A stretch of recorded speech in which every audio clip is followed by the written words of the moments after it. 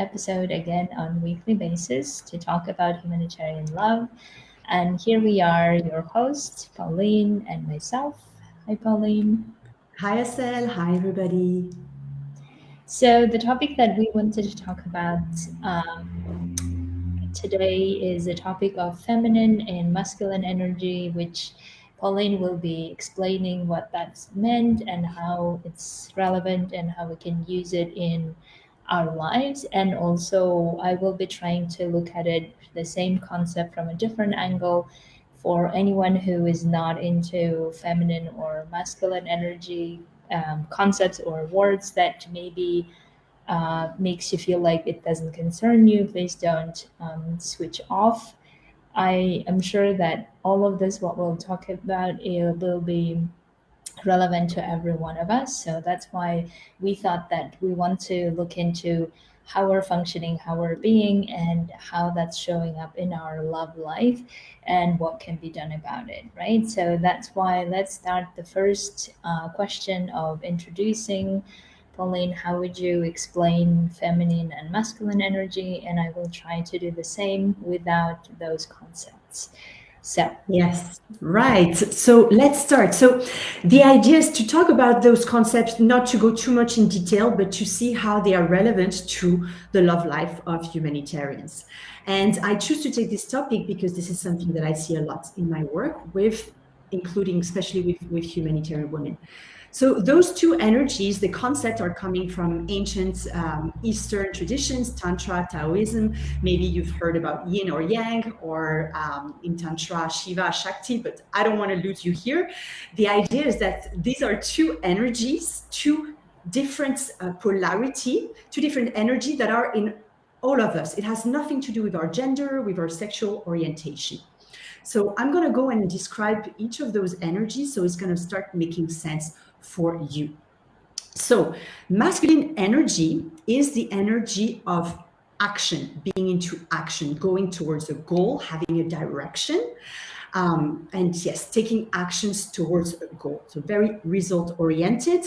It's the linear process. It is also the structure that support this movement. So you can look at this in nature, but you can look at this in our actions. So typically, as workers in general, or as humanitarian, we are very result oriented. We're taking actions to get a result. And when we are in this mindset, we are taking action. It's linear. There is a structure that supports this movement. So you can see how our work really is into this masculine energy, into this yang energy that is really about taking action, about going. Right? So is there, or is it clear enough right now, Asel, or do you have any questions to yeah, I clarify? think the way that I would describe it for myself, for someone who does not use the energy concept a lot or the feminine or masculine concept a lot, the way I would use it is that really like getting to the result at any cost, right? I think we all can relate to this, is that it doesn't really matter how we get it as long as we get it things done. It doesn't really matter how we feel in the process or who we're being in the process, but important that we get it done. And I think this is for me more like the masculine energy that you're describing, where we're so focused on something to get to that we forget who we are in the process and how we're getting it. And that's the part that you're describing it, versus the part that you will come to where I'm calling it like the process part, which is equally important, where we're looking at how or who are we being, whether we're being true to our values, to who we really want to be, and all the emotions that we experience along the way to get to, which is different than we're just focused on as long as we get things done. Yeah. Okay. Yeah, it's a part of it indeed. So I was going to give some example maybe of what the masculine energy can be when it's taking form in our actions. So, for example, when you're walking in the street and you're like maybe late, or you want to be on time to your appointment, and you're really like driven, like focused. And this doesn't have to be negative or positive. It's just like the state of mind is very one single focus. So this is one example. Another one is you planning your week, having a schedule and creating this structure so you can get things done. Again, taking action and meeting your goals. Is maybe when you are preparing a report, you're building arguments, you're building logic. So yes, all the mental activity, all the logic is very masculine energy, very yang. And so in opposition, what we can call the feminine qualities or the yin qualities or the yin energy is the energy of flow. Is when you're not in the intellect, when you're more into the intuition. When you're not in the linearity, you're more into cycle. And so when I start talking about this, you're going to start realizing that one of those two energies really valued in our society in general, in the work environment, especially, and in the humanitarian sector. Of course, all this idea of being rather than doing, of feeling, of being connected to what is happening inside, of turning inwards. This is the feminine, and this is not something that has been valued in our society for a long time. We're more in the go, go, go. We're not into, oh, let me listen to my feeling. Let me see how I'm feeling. How is my cycle right now? There is still space for that, but it's not valued in our society.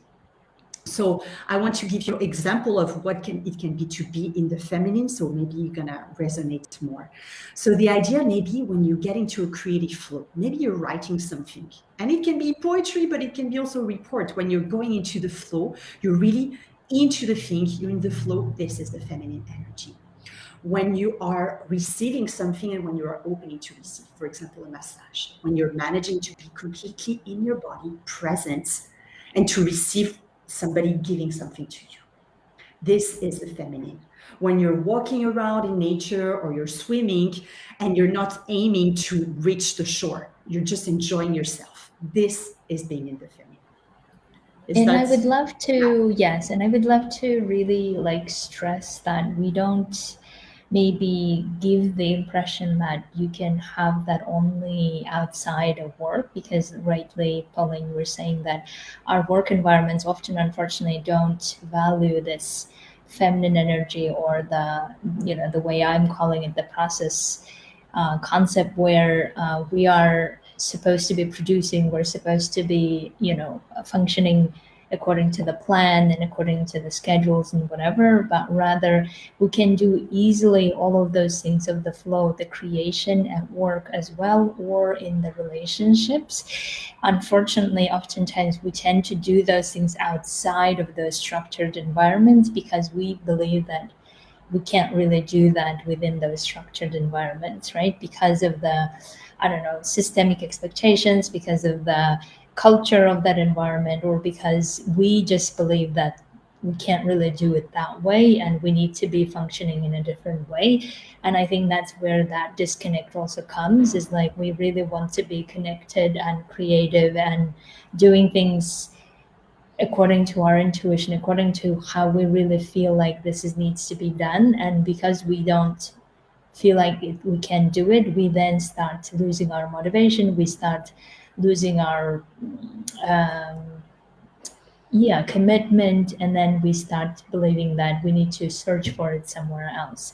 So I think we can also equally apply that energy or concept, whichever the way you want to, whichever the way it resonates. You can do that in every part of your life, basically. So it shouldn't be compartmentalized, and I think this is something we always stress with Pauline.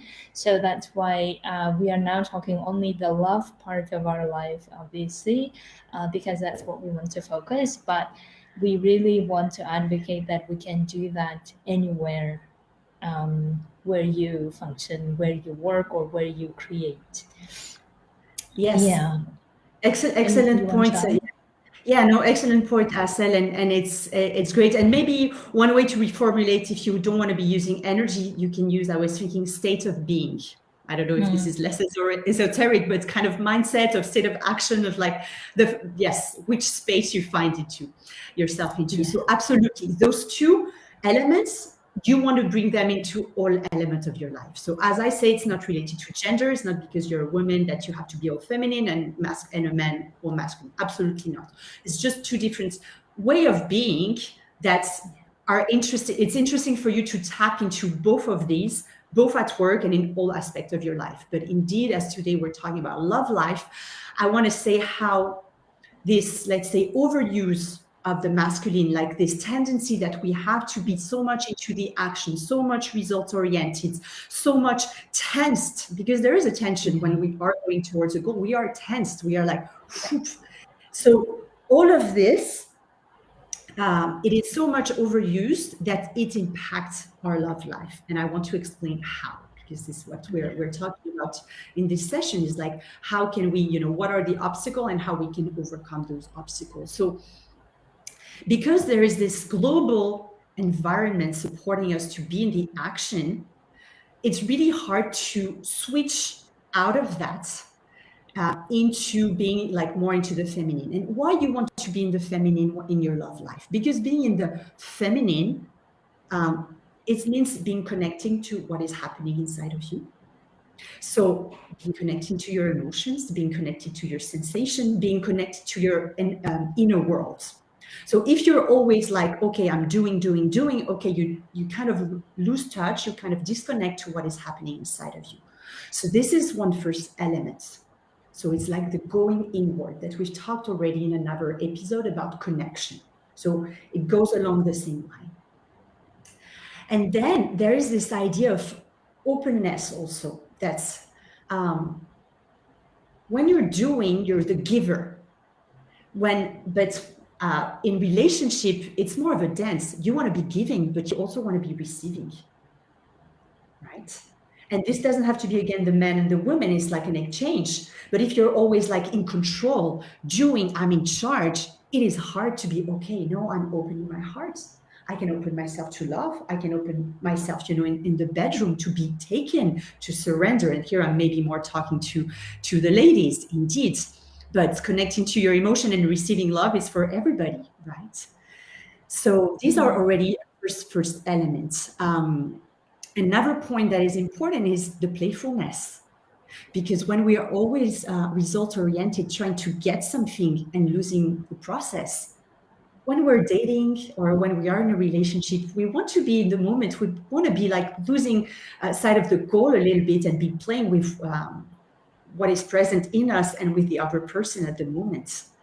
So I think this is very important to have this, and this is why you want to get there. You want to be able to flirt, to play, to have fun, to enjoy, and not only, okay, I'm going to find a man or a woman to be my partner and to create a life together. Like, yes, you want to have a goal, but you don't want to be only focusing on this. You want to have fun in the process. So I'm already starting to give you like different elements of why you Exactly. So one of the things that I wanted to also add to that is that I think what happens oftentimes is if we're so goal oriented is that because we're so fixated on getting it done, we create some of the fears along the way of if I don't get this done, then this will happen, right? We get so much into the scarcity of I have to somehow get things done or I have to get to my goal, and therefore the enjoying the playful part like disappears in the process.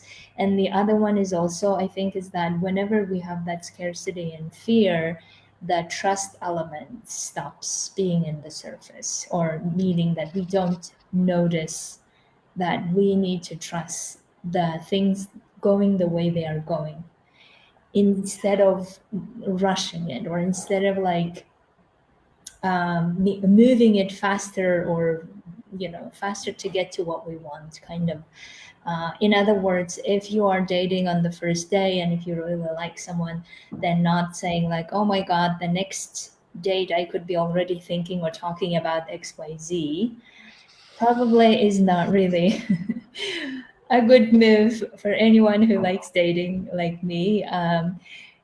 Just going by the flow and feeling being in that moment and not planning things ahead of, okay, it's time to do this or it's time to do that. Or like oftentimes I think we also get into this mindset of I need to filter, or I need to like get to I need to see if this person meets my criteria of XYZ, and then I need to get things clarified as soon as possible, and if not, then I don't need to waste my time, right? So this, I think, comes a lot into the play as well.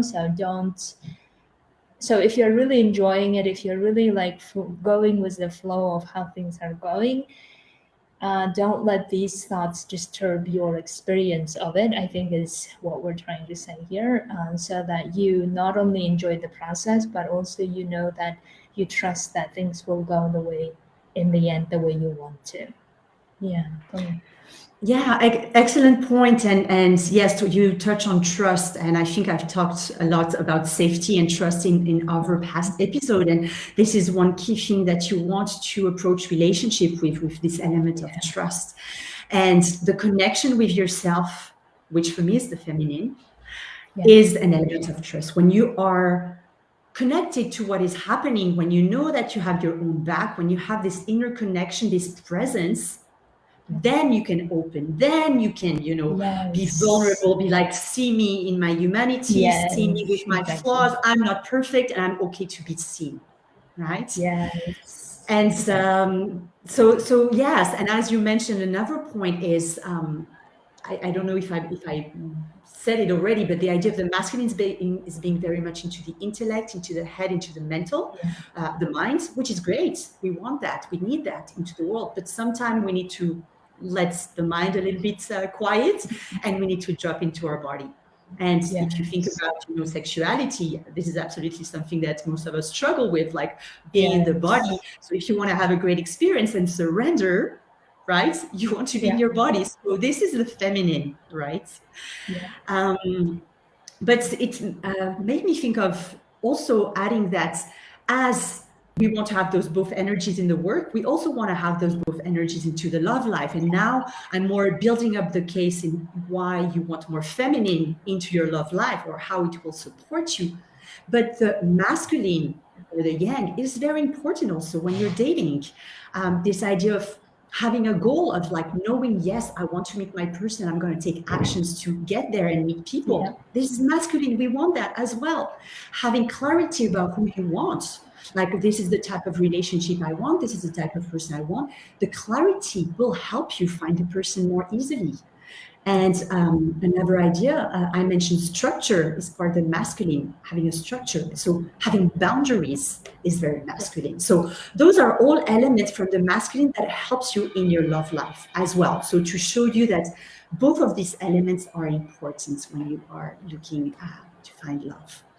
yes, exactly. So one thing that I came to my mind as you were saying about the masculine energy is, I think oftentimes we also have this idea that I don't need to do anything about finding love. It needs to happen. Like, I don't know if you heard this. I heard it many times, like women, especially that I heard from, but I'm sure men also have this mind belief that if I do something, it means that it's all artificial, or it's all like, I don't know, forced way of doing it. uh, it needs to be like somehow happening. He or she needs to appear, and then otherwise I'll just keep waiting, type of mindset, right? I mean, I think what I like about that mindset, maybe one thing is that maybe that shows that you're trusting that the universe or God or whoever you believe will make your dreams wishes come true, and that's amazing if you have that trust. But what I have difficulty with that mindset, the argument is that if we don't do things, at least meaning showing that we're interested, that we want, at least if we don't do those things, it's difficult for the other person to approach as well. And like, I don't know where I heard it, like if you are in your box and expecting someone to find you, might be a bit difficult, right? I know I'm exaggerating, but you got the idea. So that's why I love that we have that result orientedness in our being, who then says, no, we have the goal, eventually this is what we want, and these are the ways that suits me to get to where I want to. It may be your unique way to do this, but at least try your way of doing something towards it, instead of just believing that, let's just see who comes by my home mindset. I just wanted to put it out there why it's important that we, get advantages from both sides, right? Absolutely. Yeah, yeah, yeah. Totally agree with you on that. And I'm also very fan of having those two approach. And again, we can put them into the masculine feminine if we want to, but like the idea of like you take action, you create your love life, or you co-create, if you want to use that word. You are making it happen. But in the same time, of course, there's a part of destiny, there's a part of belief, there's a part of magic, there's a part of surrendering. And one is like, yes, this is what I want. I'm going to go. And this is, you activate your masculine. You're going to take action to create the results you want in your life. But at the same time, you trust. You trust, and you're like, you let life, bring you the magic as well. So these two components, I think they don't have to be in opposition.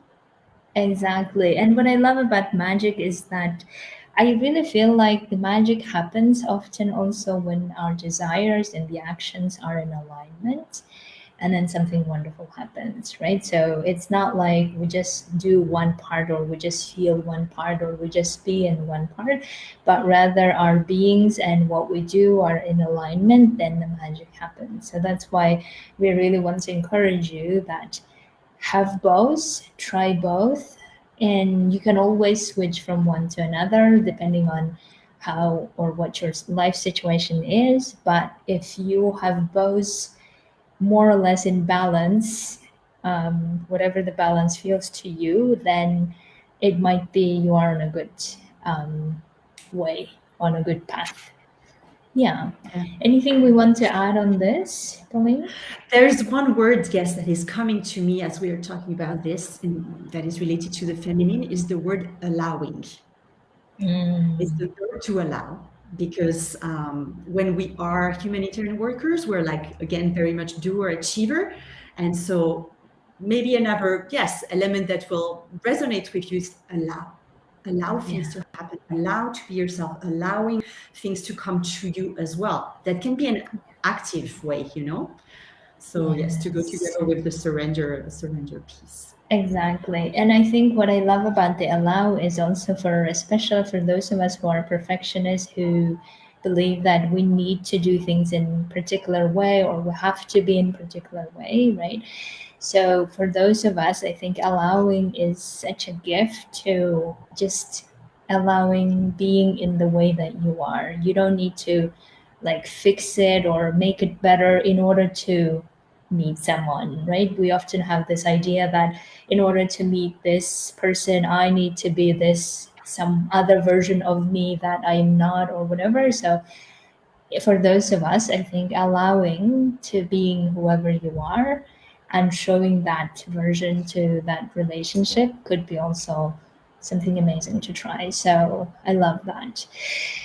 Okay, so I guess we have touched upon all of the things that we wanted. The I think the advocacy always is that we believe that you can find love in so many different ways. The way that we advocate that you find love is by being truly the way you are, being connected to who you are, and then trusting that, loving that version, and then also starting the relationship knowing who you want to meet. And we really think that you can do that if you haven't been able to yet, or if you're in the search for another person. If any questions or any feedback or anything comes up, let us know. We're always available. Otherwise, Pauline, we're ready to say see you next time. Yes, yes, and please, if you have any questions, and maybe at some point we'll talk about maybe what we miss here. Maybe if we have just a few minutes, is just a few words on how to do that, because we didn't Ah, explain how to. Just and Because I, simply, because I'm yeah, I not felt going to go like into the we touched solution. Yeah. upon it, but yes, feel free to Yeah, just to add in expand that. a few words, because they could be more guidance. But the idea of being in your feminine, especially if you're a woman, especially you want to go to that. It's very simple. The idea is to switch, is to start going into using your body. Basically, it's just when you come from work, or if you turn off your computer, if you're working from home, is how can you get into your own skin, into the presence. And simple things, meditation, deep breathing, or movements, or dancing. And I think we talked about those elements in the episode when we were talking about connecting. So basically, there are the same ideas in how you can learn to slow down. And so movement, but not going to the gym in order to get muscle. This would be like goal oriented, but more putting your favorite music and just dancing and being with the pleasure of dancing.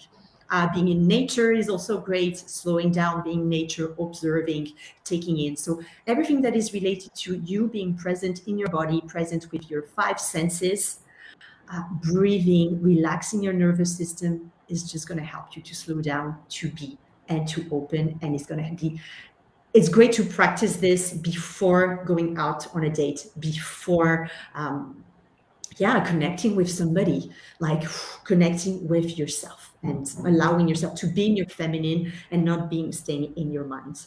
But yes, we could talk this forever about this forever. So I'm going to stop here, and I had other ideas also. So I think we could talk next time on the same line. Exactly.